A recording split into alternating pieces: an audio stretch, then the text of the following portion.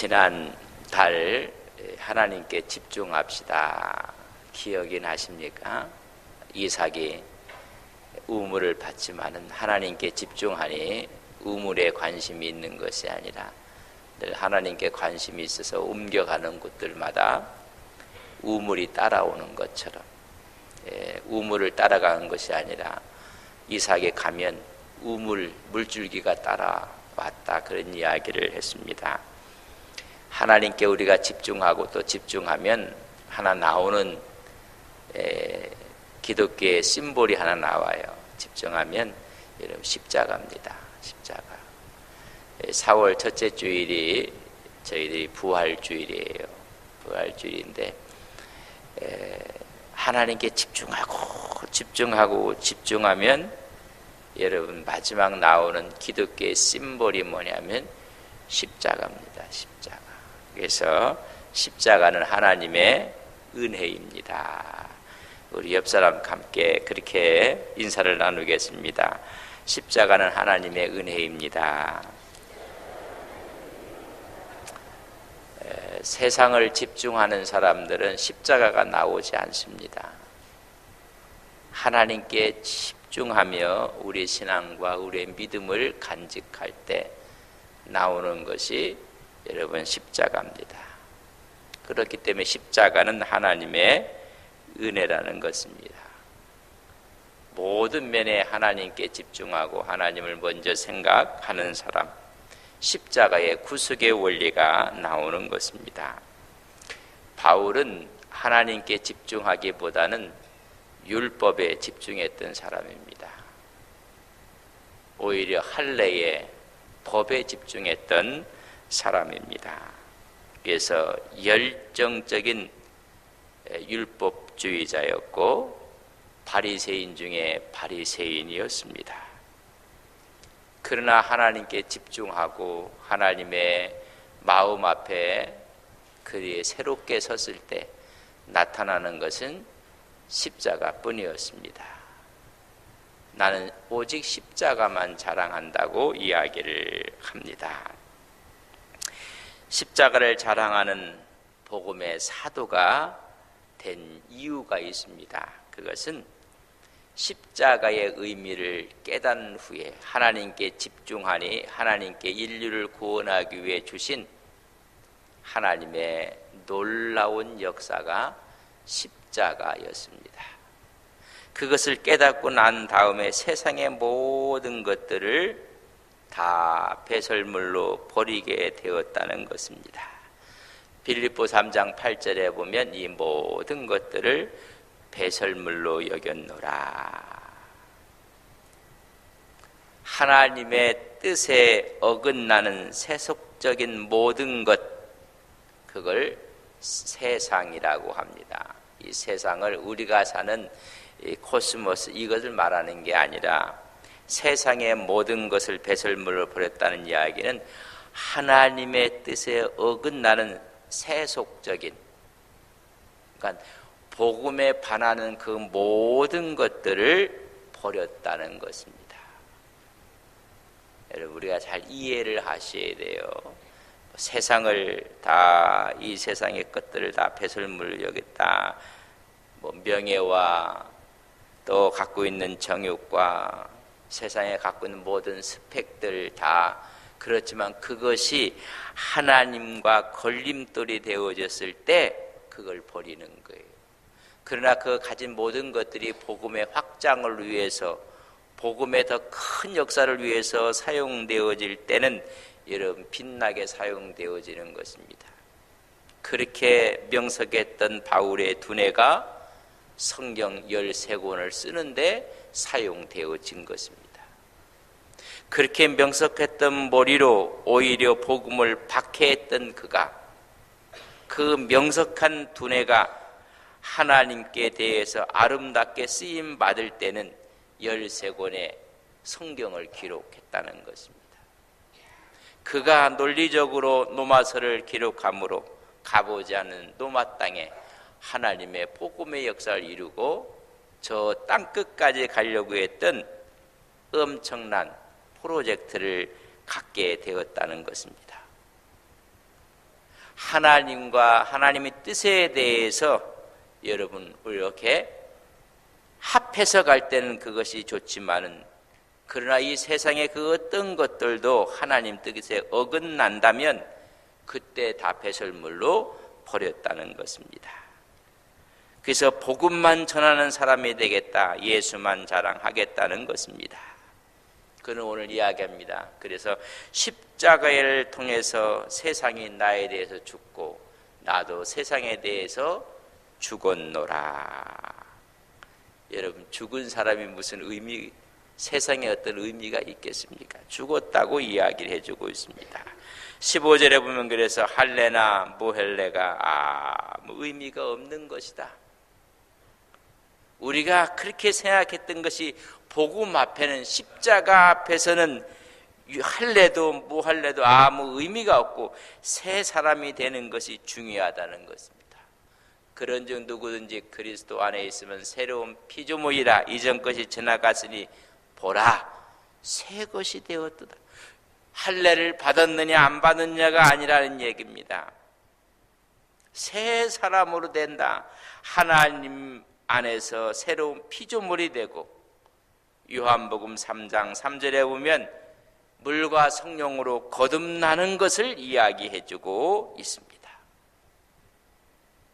여러분, 신앙이 무엇입니까? 오늘 우리는 많은 부분에 할례를 받았느냐 할례를 받지 않느냐, 우리가 갖고 있느냐 갖고 있지 않느냐, 복음은 다 잊어버려 가고 있어요. 복음의 진수는 잃어버려 가고 있을 때 그는 그것이 아닌 것을 깨닫고 나서는 오히려 복음의 걸림돌이 됐던 것들을 배설물로 버렸다는 것입니다. 이 원리를 따라 사는 사람들에겐 16절에 보면 평강과 긍휼이 있을지어다. 많은 일을 하면서도 우리가 마음에 평강이 없어요. 마음에 자비가 없습니다. 마음에 기쁨이 없어요. 왜 그런지 아세요? 마음 중심의 십자가가 나도 모르는 사이에 없어진 것입니다. 그 십자가가 들어올 때 그 원리에 따라 사는 사람, 그 십자가의 원리에 따른 이스라엘에게는 하나님의 평강과 긍휼을 주신다고 말씀해 주고 있습니다. 하나님의 은혜, 하나님의 축복이 지속적으로 임한다는 것입니다. 그렇기 때문에 십자가는 하나님의 은혜입니다. 여러분, 그 은혜가 오면 우리 마음속에 평강이 넘치고 우리 마음속에 긍휼인 자비가 넘친다는 것입니다. 우리가 서로 사랑해야지 그래서 사랑하는 게 아니라 십자가의 은혜가 나면 사랑하지 아니할 수가 없어요. 견딜 수가 없는 것입니다. 그런데 신앙생활은 오래 했는데 그 마음속에 이미 십자가는 여러분 빛을 다 잃고 있어요. 그래서 바울은 늘 내가 자랑할 것이 있다고 이야기를 해주고 있습니다. 하나님의 은혜 중에 살았던 이 바울은 사람들에게 이렇게 이야기합니다.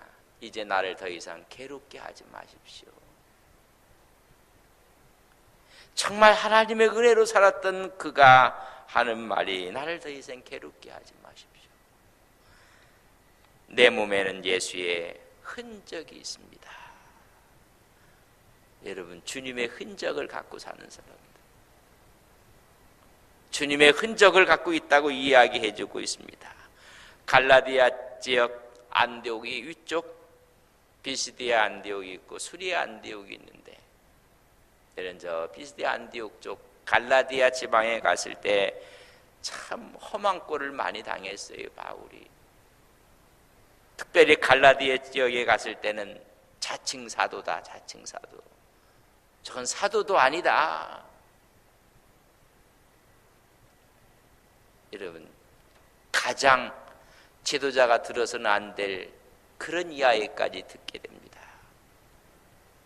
너무나 어려움을 당했던 곳이 이 갈라디아 지방이었습니다. 큰 고통을 바울에게 안겨주었습니다. 그런데 애정과 애착을 갖고 이 갈라디아서를 쓰고 있습니다. 사도직에 대한 의심을 갖고 있고 할례에 대한 논쟁을 벌이고 있고 그가 전한 복음 앞에 순종하는 것이 아니었습니다. 그래서 그가 당한 내적인 아픔, 외적인 고통을 갖고 하는 말이 나는 예수의 흔적을 가졌노라. 누구 때문에? 예수님 때문에. 그 십자가 때문에 예수의 흔적을 스티그마라고 이야기합니다. 이 스티그마는 노예시장에서 노예를 사요. 그러면 이 사람 저 사람 큰 부호들이 또 영주들이 사면 자기 소속이라는 불도장을 찍는 거예요. 소에 보면 이렇게 낱개들이 막 찍혀져 있는데 이게 누구 건가 무슨 소유인가 한 것처럼 그저 불도장을 확 찍어버리는 걸 우리는 스티그마라 그렇게 이야기합니다. 그래서 이 도장에 찍혀 있는 것은 김씨 가문 거다, 권씨 가문 거다, 이렇게 이런 소유권을 나타내는 징표라는 이야기입니다. 그래서 노예 몸에 여러분 낙인을 찍었어요. 나는 누구 거라는 얘기예요? 예수님께 속한 예수님의 사람이다. 그 흔적을 갖고 있다. 어디를 봐도 예수님의 낙인이 찍혀 있는 사람이라는 말이죠. 여러분 오늘 이 시간 예수의 흔적 스티그마를 갖고 살아가는 우리 믿음의 귀한 종 되시기를 간절히 바랍니다. 교회 안에서도 이 흔적을 낙인이 찍혀 있고 사회생활 하는데도 그 흔적이 찍혀 있고 사람과 사람 사이를 대하는데도 이 흔적이 다 찍혀져 있는 예수의 소유물이 됐다는 이야기입니다. 예수님을 증거하다가 받은 고난, 고통의 상처가 나는 다 예수의 흔적이 되었노라. 신앙생활 하시는 분들이 많은 흔적을 가고 그것을 승화시켜서 정말 믿음으로 살아가는 사람들이 있고 조금만 흔적이 오면 어디 갔는지 없어요. 여러분 하나님이 준 좋은 기회인데 오늘 그 받은 고난과 고통이 어떠했는가 우리 고린도 후서를 한번 보겠습니다. 고린도 후서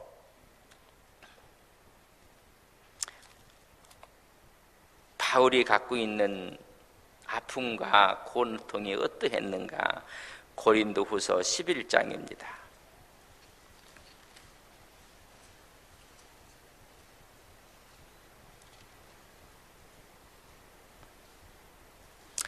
주님 때문에 인생이 뒤바뀐 사람이 바울입니다. 편하게 살 수 있는 사람이었고 잘 누리고 살 수 있는 사람이었는데 예수님 때문에 고린도 후서 11장 22절에서 27절까지 저랑 같이 한번 보겠습니다. 같이 봅니다. 그들이 히브리이냐 나도 그러하며 그들이 이스라엘이냐 나도 그리하며 그들이 아브라함의 후손이냐 나도 그러하며 그들이 그리스도의 일꾼이냐 정신없는 말을 하거니와 나는 더욱 그러하도다. 내가 수고를 넘치도록 하고 옥에 갇히기도 더 많이 하고 매도 수없이 맞고 여러 번 죽을 뻔하였으니 유대인에게는 40에 하나 감은 매를 5번 맞았으며 3번 태창으로 맞고 1번 돌로 맞고 3번 파선하고 1주야를 깊은 바다에서 지냈으며 여러 번 여행하면서 강의 위험과 강도의 위험과 동족의 위험과 이방인의 위험과 시내의 위험과 광야의 위험과 바다의 위험과 거짓 형제 중의 위험을 당하고 또 수고하며 애쓰고 여러 번 자지 못하고 줄이며 목마르고 여러 번 굶고 춥고 이 엄청난 고통을 받았다. 그러나 잘 보십시오.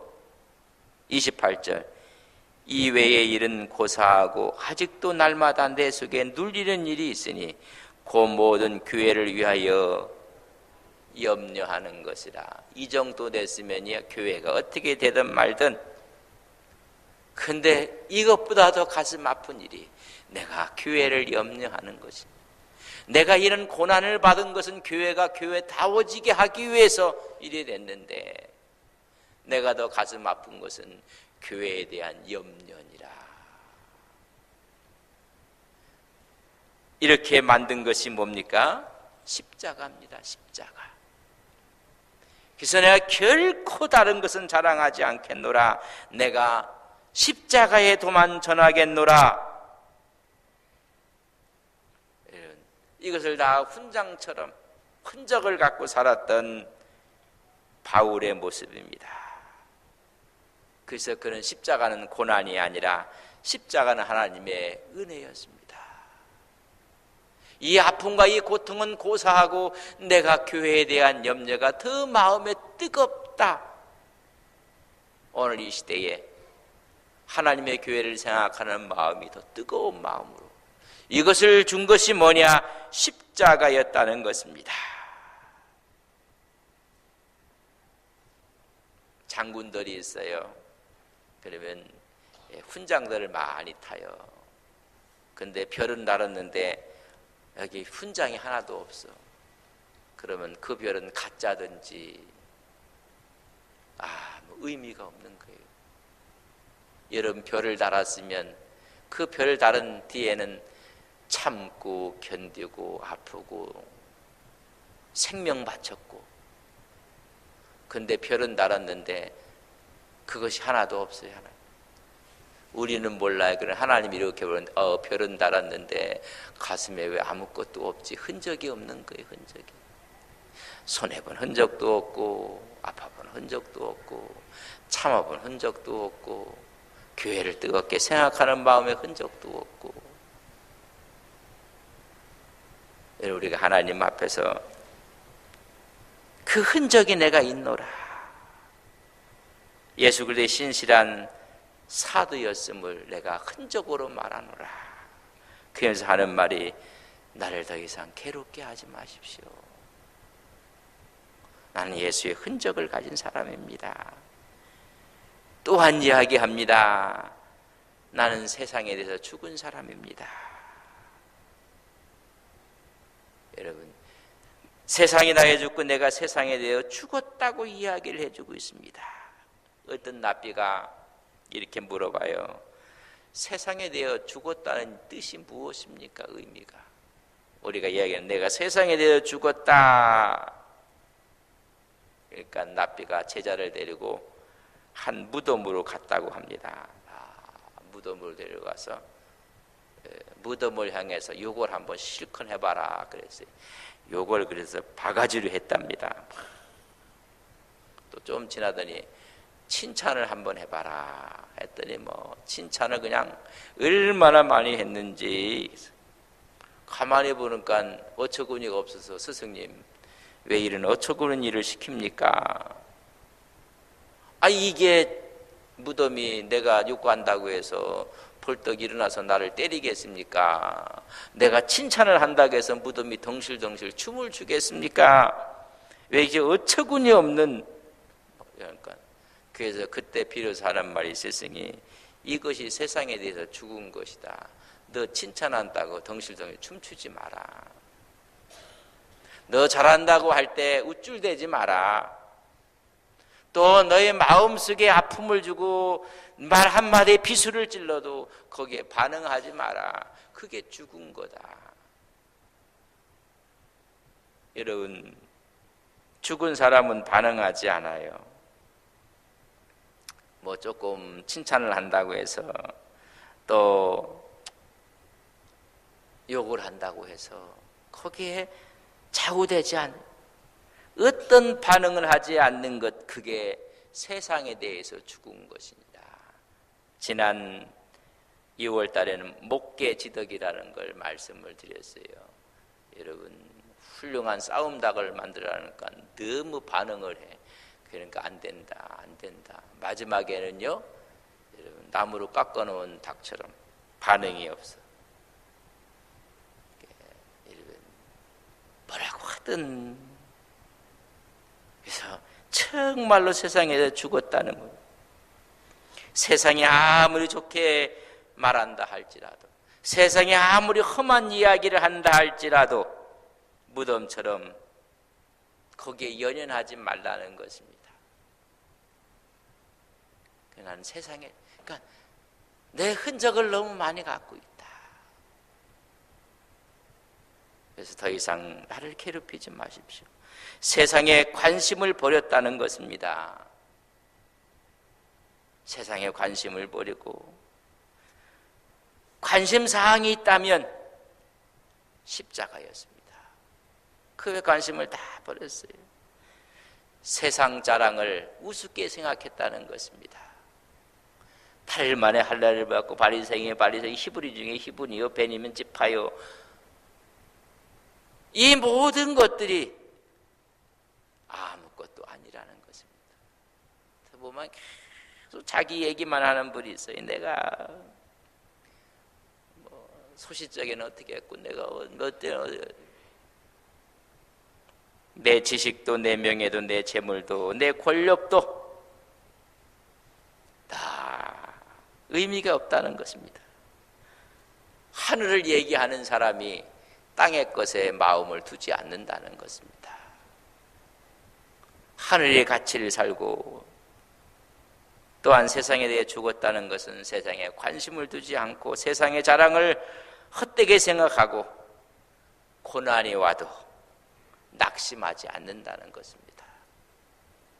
인생이 살다 보면 좋은 일보다 어려운 일이 더 많아요. 우리는 영원히 승리할 것을 믿기 때문에 세상이 나에 대해 죽고 내가 세상에 대해 죽었노라. 나는 예수의 흔적을 갖고 있었노라. 그러면서 그는 마지막 인사를 이렇게 합니다. 형제들아, 우리 주 예수 그리스도의 은혜가 너희 심령에 있을지어다. 이미 자기 마음속에는 그 흔적을 갖고 은혜가 있는 이 마음을 갖고, 은혜가 없는 사람은 이런 인사를 못해요. 그 인사가 뭐냐? 형제들아, 우리 주 예수 그리스도의 은혜가 너희 심령에 있을지어다.